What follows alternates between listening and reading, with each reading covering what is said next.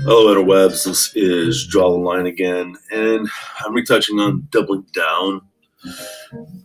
I got into a lot of talks even after all the information came out about the Covington kids, and people are still doubling down, and it just doesn't make any sense. And frankly, it just kind of irritates me. The conversation I had last night was the person, all they needed was the smile to convict these kids of wrongdoing. What kind of crap is that? Really, I mean, all you need is a smile. When a smile became, a reason to implicate someone hating on someone else, they try to justify it. Well, kids, people, they smile in shit grin kind of a way. Well, yeah, that happens, but it doesn't constitute hate towards a whole other person. It was all they needed to justify their position was a smile. It kind of reminds me of the old insurance commercials. Guy's picking up a cat. He's getting dinner ready for his girl. Being all romantic, and the cat tips over the spaghetti sauce, and he has a knife in his hand because he's cutting vegetables. And she walks in, and it looks like he just killed the cat, and the blood's everywhere. I mean, things can be interpreted if you're not fully looking into all what went down, what transpired, not looking at the facts, not looking at what actually happened. And this person brought up like, oh, it was the Covington kids were harassing that one girl. I was like, I told her no, because I had sources online that said that wasn't even the Covington kids. That was another group of kids wearing MAGA hats, because holy smokes, there was a lot of protests going on that day in DC. And no one's addressing, all these people are addressing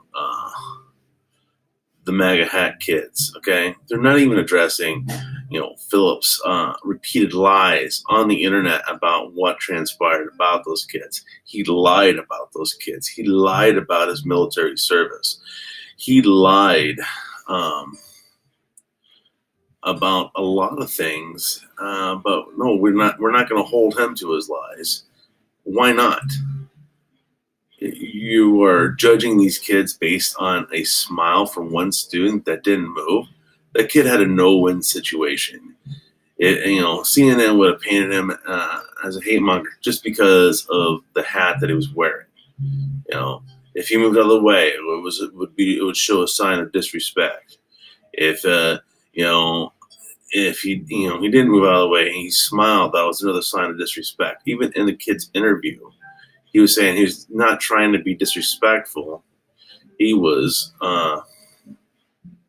trying to respect Mr. Phillips. And even the same person that interviewed the kid asked him to apologize if he had anything to apologize for. He said no. She didn't ask anything about Mr. Phillips if he had anything to apologize for. There was a remark that he got a drum from somebody. That's not even his drum that he was drumming. I understand he was doing a protest song or whatever, but this guy lied about his military involvement. He said he was in the Rangers. He wasn't. This image right here is actual video that was found on the internet, him admitting a few years ago that he was in Vietnam. He was never in Vietnam. At best, this guy was, accurate with a weapon, and at best, he could reprogram a refrigerator. That's all this guy could do. That's how. I didn't realize the military needed people to, solely purpose of their military experience was to fix refrigerators. I didn't know that was a need. If that was a need, hey, I might have joined up the military. So, no one wants to, none of the leftists, they want to hold their narrative, and they only want to rely on the information. This person that I was arguing with didn't even want to look up further information. She said the 6 minutes is all that was needed. She didn't need to see anything else because it could be doctored. Well, how? That it could be doctored to prove the boy's innocence. It could be edited in a way to prove the boy's innocence. Well, what about the film that has been in newspapers and so forth, was edited to show the boys were guilty. They took a snapshot and showed everyone and said, hey, look at these boys. Aren't they evil? They're wearing MAGA hats. Let's crucify them. I mean, seriously, these boys, I didn't see any wrongdoing by these boys. They never said chant the wall or nothing. And everyone just wants to just jam down on these boys as if they did something wrong. They were doing school chants. Okay, so tell me, someone please tell me, write in the comments, when is doing school chants wrong? No, they were doing school chants to drown out the black Israelites that were saying racist, homophobic, bad stuff. They were saying the kids were the next school shooters. They're insulting them. They were bullying these boys. Grown men were bullying 16, 14-year-old kids. Okay? Let that sink in for a minute. And then these guys come in here, and he says, oh, I was going for peace. Well, Mr. Phillips has already been proven through the past, if we want to bring up the past because they try to bring up the kids' past, might as well, of lying and saying that people threw beer cans and made fun of him at some kind of college frat party, which possibly could have happened. But when he called the cops came, there was no evidence of a party anywhere. And I know some of you guys, well, how did they get away with it? Duke Lacrosse, they didn't do anything and they didn't get away with it. Some people still consider them guilty to this day, even though they had an exorbitant amount of evidence that never even happened.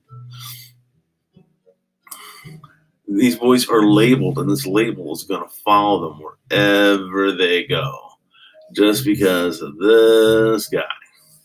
He's not being called out for lying. Obama signed into contract into law about stolen valor, which is basically what this guy did. He lied about the boys not on once but twice on video. Boys have never lied. Sandman never lied. And they're still condemning these boys. Still trying to find something to do to make them look bad. The blackout games, 3-pointers. Well, that's a symbol of white power. Not a symbol of white power. The OK symbol? Oh, give me a freaking break. That was a troll started by 4chan. People, I don't care where your politics lie. If you want to say that these boys did wrong, then fine. That's your prerogative. That is your point of view. That is your observation. It's not fact.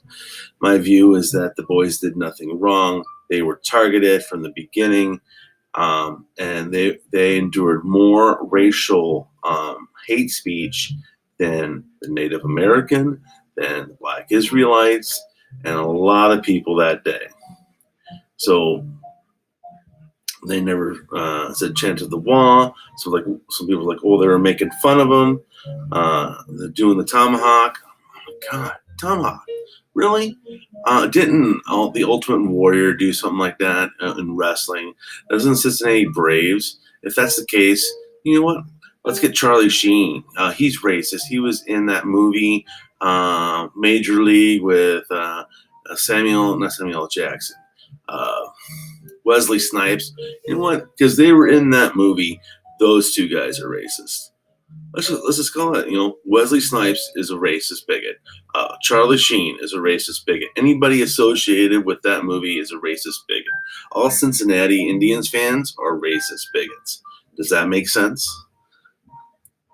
If it does, then you need to probably question your side of ethics there, because that doesn't make sense.